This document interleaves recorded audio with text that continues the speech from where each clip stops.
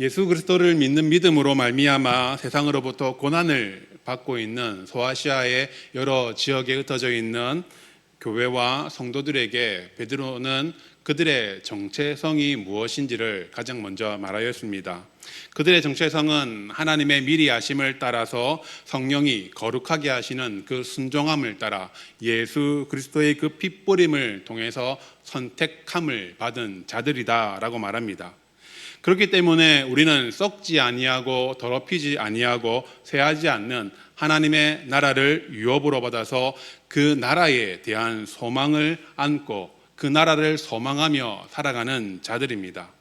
그와 동시에 하나님의 나라를 소망하는 그 소망을 간직하면서 우리는 이 땅에서 또한 거룩한 나그네로서 삶을 살아가야 한다라고 베드로는 말합니다. 그렇다면 하늘에 소망을 두고 이 땅에서 거룩한 나그네의 삶을 살아가야 하는 성도의 모습은 과연 어떠해야 할 것인가에 대해서 베드로는 우리를 부르신 그리스도의 그 거룩한 모습을 본받아서 우리 또한 모든 행실에서 거룩하게 살아가라고 권면을 하였습니다. 그래서 구체적으로 이 세상의 모든 제도를 존중하고 순종하라고 권면합니다. 그리고 사원들에게는 자신의 주인, 비록 까다로운 주인이라 할지라도 순종할 것을 요구하였습니다. 또한 가정에서는 믿지 않는 남편을 둔 여인들에게 아내들아 순종하라 하였으며 남편들에게는 아내를 귀히 여기라고 권면하였습니다.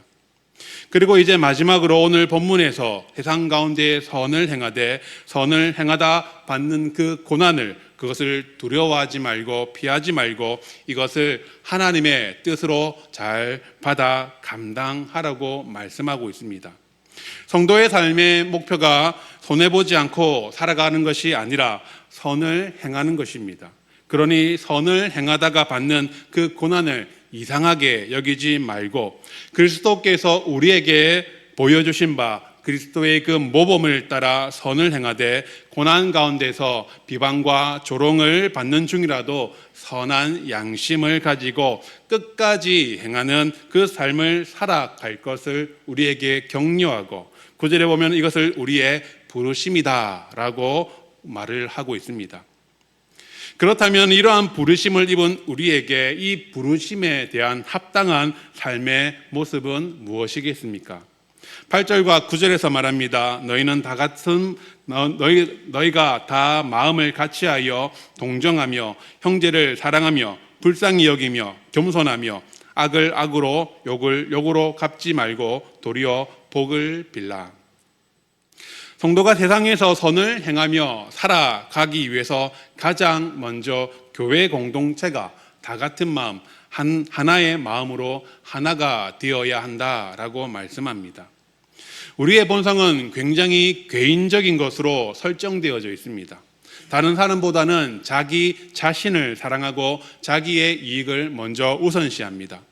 그러면서도 다른 사람들이 자신을 사랑해 주기만을 원하는 그 마음이 가득한 것이 우리의 마음입니다. 이것이 우리가 가진 죄의 본성의 모습인 것입니다.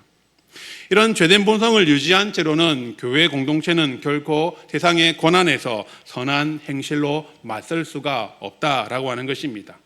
마음이 나눠져서는 결코 부르신 뜻을 이루어 나갈 수가 없기 때문입니다. 나 자신만을 먼저 생각하기 때문에 결코 하나 될 수가 없고 우리에게 주어진 그 고난을 헤쳐갈 수 없는 것입니다.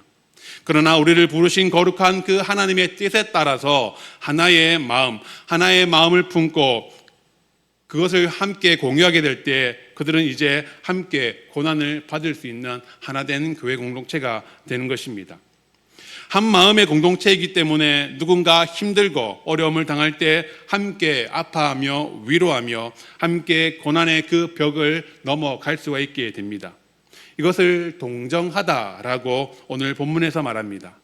동정하다라고 하는 것은 남의 어려운 처지를 자기의 일처럼 딱하게 여기는 것, 가볍게 여기는 것을 말합니다.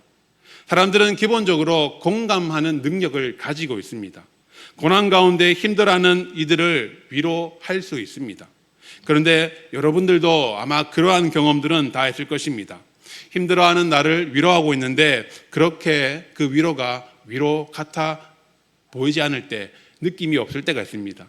아픈 상처의 그 겉부분만을 핥고 있는 듯한 그러한 느낌, 그냥 말로만 위로한다라는 느낌을 받을 때가 있을 것입니다.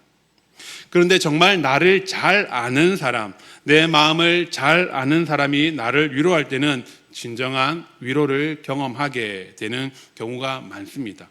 왜냐하면 그 사람은 나를 잘 알고 있기 때문에, 내 감정과 나의 처지를 잘 알고 있기 때문에 나의 모든 상황들을 잘 공감하고, 그래서 내가 느끼는 그 감정을 함께 느끼고, 그래서 함께 울어주고 또는 함께 즐거워해 주기 때문에 깊은 위로를 받게 되는 것입니다.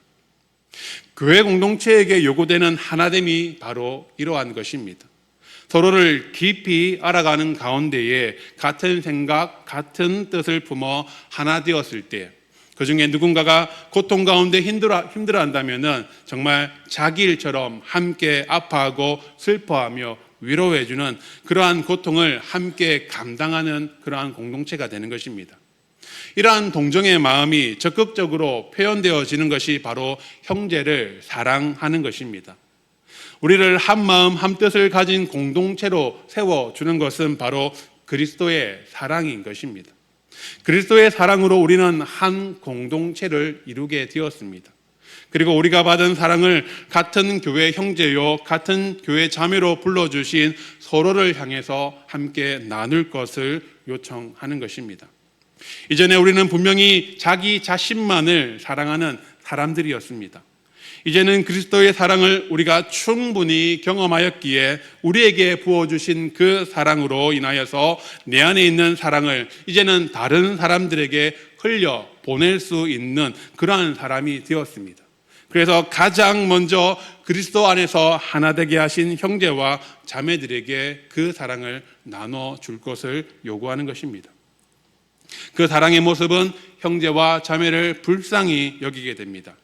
여기서 불쌍히 여긴다라고 하는 것은 처지가 안 된 사람을 보면서 도와주고 싶어하는 그러한 측은한 마음이 아닙니다. 여기서 말하는 불쌍히 여기는 것은 긍휼히 여기는 마음으로 죄로 말미암아 고통 가운데에 고통받고 있는 이 사람들을 바라보고 있는 하나님 아버지의 마음인 것입니다. 이러한 마음을 가지되 겸손한 자세로 형제 자매를 보게 되는 것입니다. 겸손한 자세라고 하는 것은 기본적으로 나보다 남을 낮게 여기는, 상대방을 존중하는 그러한 마음, 섬김의 마음인 것입니다. 교회가 이처럼 하나님의 뜻과 부르심 가운데에 서로를 동정하고 서로를 사랑하고 긍휼과 겸손의 그 마음으로 하나 되어질 때에, 그때 세상을 향한 그 선한 행동을 할 준비가 된다라는 것입니다. 그러면 이제 그렇게 준비된 교회가 과연 어느 정도로 세상에서 선한 행실을 드러내어야 하냐면은 9절에서 이렇게 요구합니다. 악을 악으로, 욕을 욕으로 갚지 말고 도리어 복을 빌라. 그냥 봐도 사실상 불가능해 보이지 않습니까?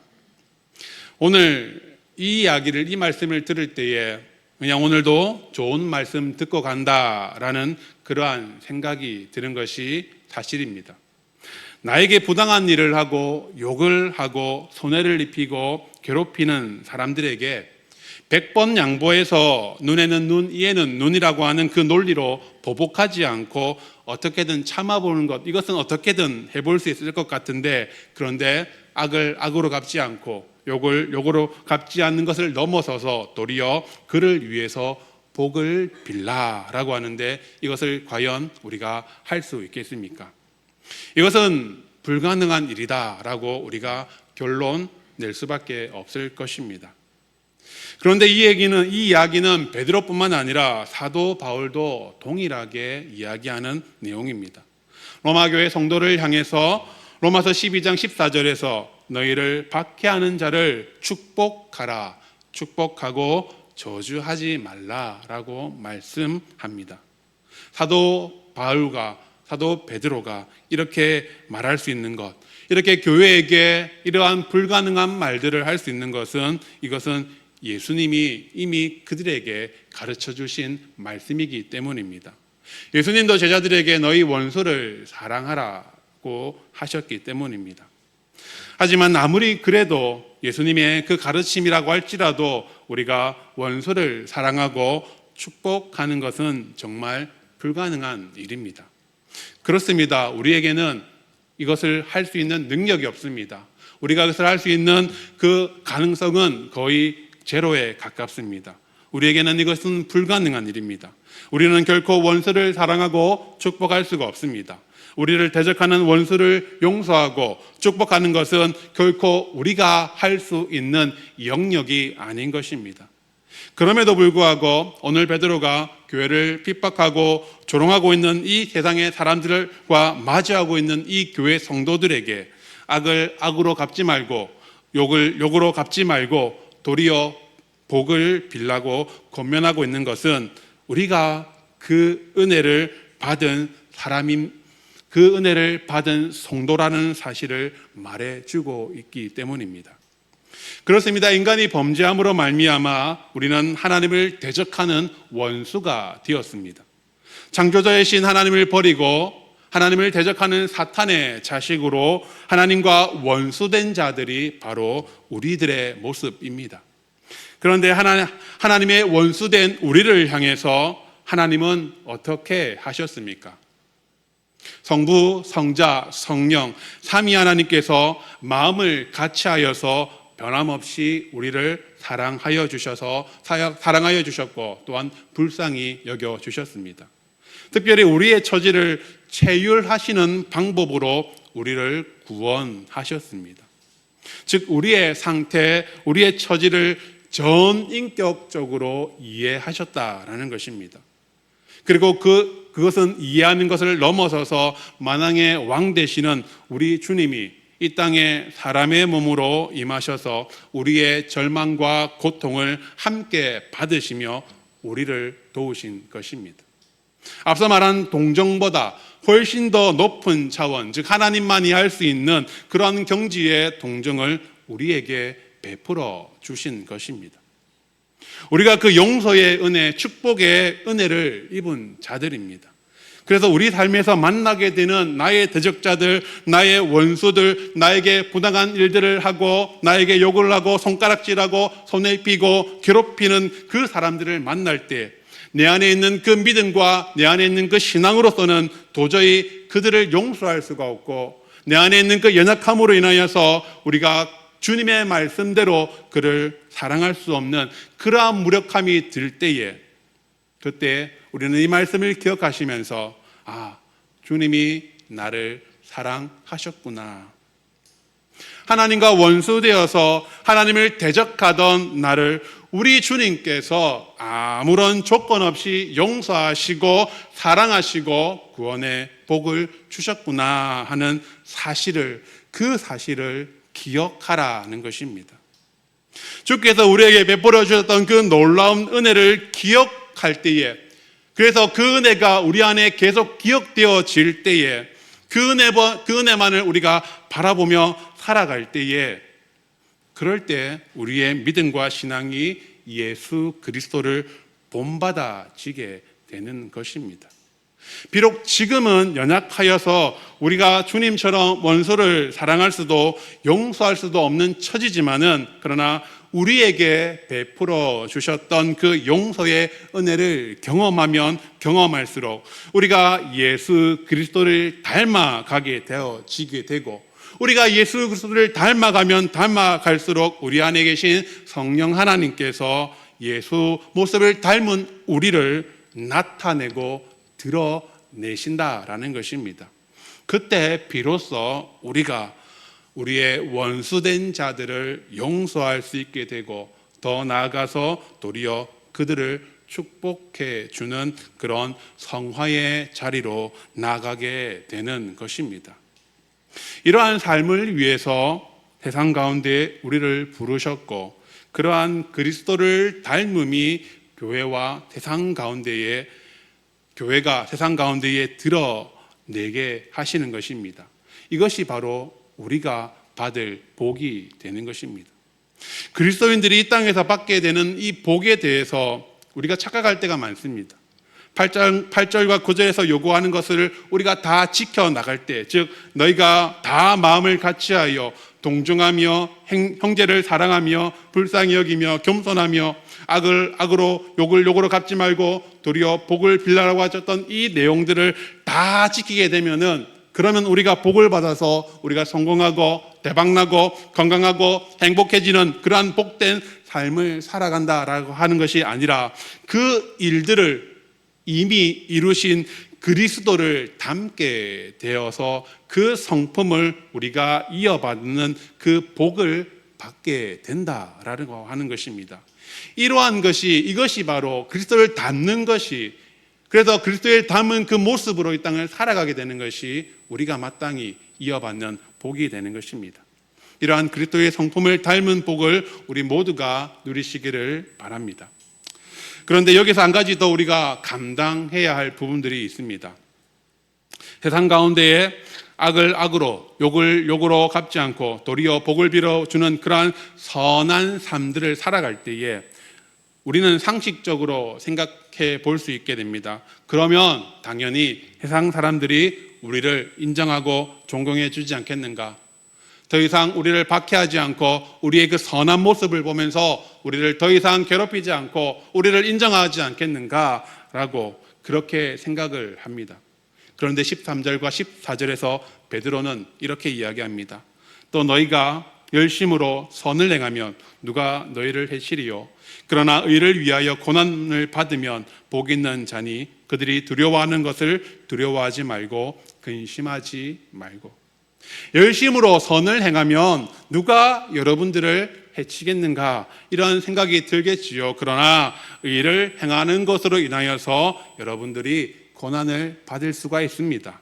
그러면 그 고난은 하나님 앞에서 복된 고난입니다. 그러니 여러분들을 위협하는 자들을 두려워하지 말고 근심하지 말고 계속해서 선을 행하십시오 라고 베드로가 말하고 있는 것입니다. 열심히 선을 행함에도 교회와 성도를 향한 비방과 모함이 그치지 않고 핍박을 당하는 그 어려움에 계속해서 직면하게 되고 계속해서 그 고난을 교회는, 성도는 받을 수가 있다라는 것입니다.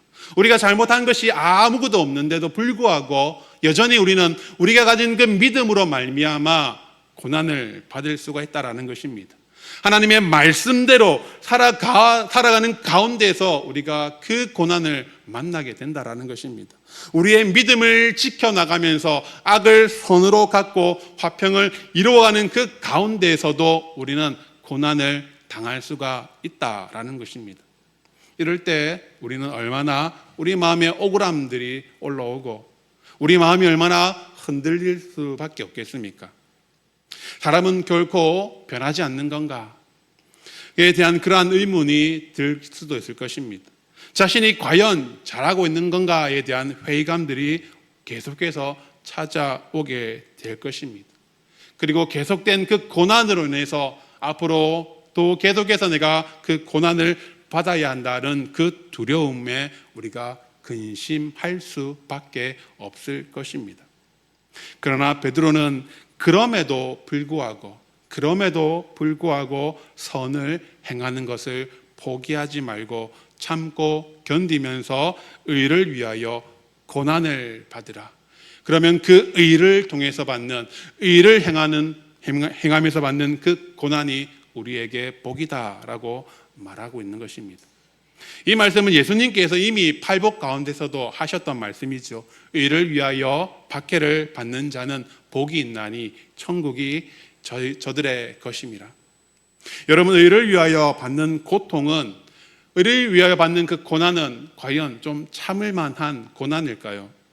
자기 스스로가 잘못해서 받는 그런 고난이 아니기 때문에 좀 위안이 되어지고, 그리고 그것을 참아낼 수 있는 힘이 조금 더 솟아오를까요?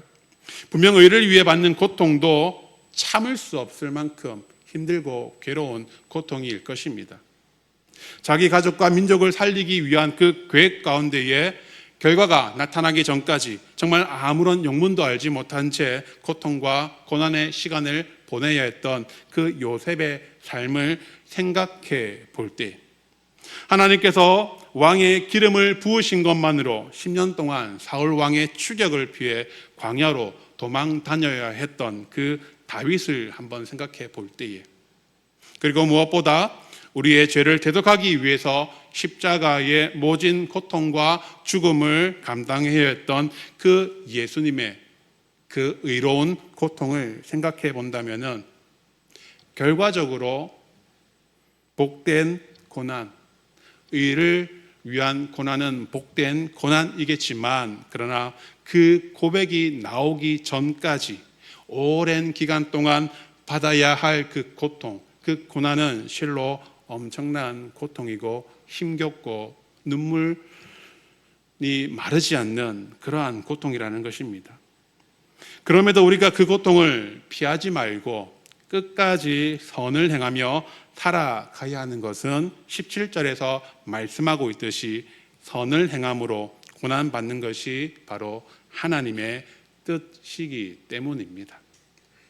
우리가 이전에 죄악된 삶을 버리고 이제는 하나님의 자녀로 살아가기로 회심하였다라고 한다면 하나님의 뜻을 따라서 이제는 우리는 의로운 그 고난에 함께 동참하는 것이 마땅한 것입니다.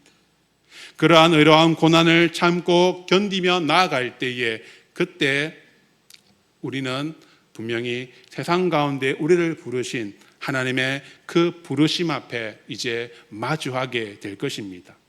15절과 16절입니다. 너희 마음에 그리스도를 주로 삼아 거룩하게 하고 너희 속에 있는 소망에 관한 이유를 묻는 자에게 대답할 것을 항상 준비하되 온유와 두려움으로 하고 선한 양심을 가지라.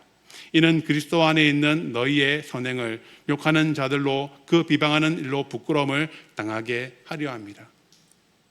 우리가 어려운 고난을 당할 때는 그리스도를 주로 삼아 거룩하게 그 고난을 견디고 이겨내라고 합니다. 그리고 고난 가운데 낙심하지 않고 원망과 불평이 아니라 감사와 찬양으로 하나님께 영광을 올려드리며 경건하고도 거룩한 그 모습으로 우리의 모든 행실들이 선함을 더 온전히 드러낼 때에 그 삶을 계속해서 살아가게 된다면은 이 삶을 당연히 하나님께서 보고 지켜보고 계시겠지요. 그런데 더불어서 안 보는 척 하지만, 관심 없는 척 하지만, 그러나 우리를 지켜보고 있는 저들이 처음에는 비방하고 우리를 비난하겠지만 일관된 우리의 삶의 모습 앞에서 의문을 가지게 된다라는 것입니다. 우리의 신앙을 지켜나가는 이 힘의 원동력이 무엇인가에 대한 의문, 비방과 욕설과 괴롭힘과 그러한 괴롭힘에도 용서와 복을 구하는 그런 선한 능력의 비밀이 무엇인가에 대한 의문들, 그리고 우리와 다른 자신들의 삶을 바라보면서 부끄러워하면서 결국에는 우리를 인정하게 되고 우리가 가지고 있는 놀라운 비밀을 알고 싶어 할 것이다 라고 말하고 있는 것입니다. 그때 저들이 우리의 소망에 관한 이유를 물을 때에 우리 주 예수 그리스도가 우리의 소망입니다 라고 하는 이 사실을 온유한 가운데서 담대하게 선포할 수 있는 준비를 하고 있어야 한다라고 우리에게 권면하고 있는 것입니다. 이것을 위해서 우리가 세상 속에서 부르심을 받았다라는 것입니다. 여러분, 이 땅에 교회의 세력이 커져갈수록 이러한 부르심 앞에서 믿음으로 온유하게 감당하는 교회와 성도가 줄어가고 있습니다. 세상이 감당치 못할 믿음은 교회가 가진 인력과 재력과 세력에서 나오는 것이 아니라 고난 가운데서도 거룩함과 의로움으로 견디되 악으로 악을 욕으로 욕을 갚지 않고 도리어 복을 빌며 화평을 구하는 교회의 그 선한 행실에 있다라는 사실을 우리가 다시 한 번 더 기억하시고 우리 교회와 성도가 그러한 세상으로부터 부르심 앞에 우리가 합당하게 잘 순종하며 살아가는 우리 모두가 되시기를 주님의 이름으로 축복합니다.